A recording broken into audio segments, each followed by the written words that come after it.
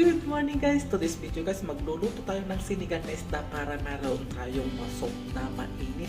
Ayan, napakasarap ito guys. So ito guys, itong isda na to ay bunog kung tawagin sa Pilipinas. So, ito, pasok!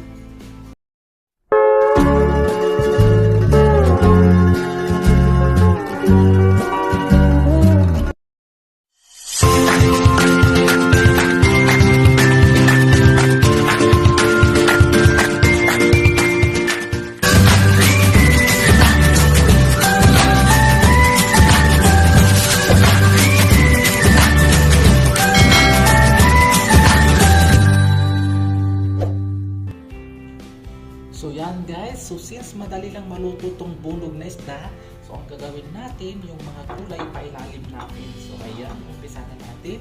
Ilagay na natin ang ating mga first ingredients. Maglagay tayo guys ng ginger, yung ating garlic, ating sibuyas or onion, ang ating kamatis. Kailalim natin yung radish. Ayan. Mahilig ako sa gulay guys, kaya as you can see, maraming gulay dito. And itong ating dahon ito guys ay tangkay ng radish. Hindi nyo ba alam guys na ang tangkay ng radish ay nauulam din. Lagay natin sa ilalim. And yung ating sitaw, ang ating lady finger, at saka itong ating spring onion. Siksikin natin, bababayan guys kasi gulay lang yan. At saka natin ipapatong itong ating mga ulo ng bunog. Madali lang itong maluto. Ayan. Para hindi siya madurog.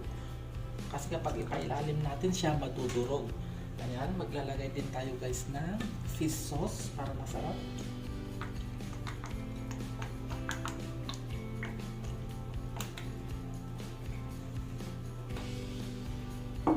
Mag-a-add tayo ng kunting iodized salt. Pampasarap ng lasang pagkain, ang ating chili powder para masarap yung sabaw.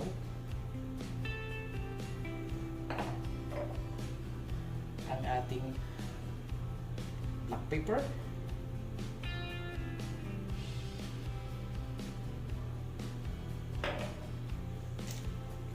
Ang malinamnam natin, magic sarap.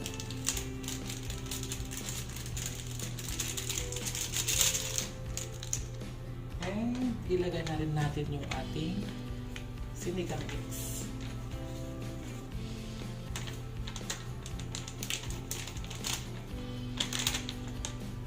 Saka natin ilagay yung hot water. So yan guys, lulutuin na natin. Mag-a-add na tayo guys ng hot water. So hot water ang nilagay ko guys kasi mas madaling kumulo. Ayan.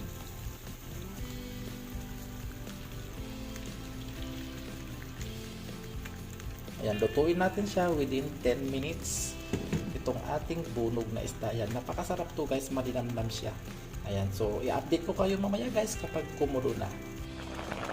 Ayan na yung ating bunog. Sarap. Tikman natin yung sabaw guys. Ang sarap ng hagod niya guys. Grabe, ang sarap. Mangan tayo na po ti sinigang na isda nga bunog. Ayan, sarap. As you can see guys, ayan. Daming gulay-gulay na yan. Ayan, thank you for watching.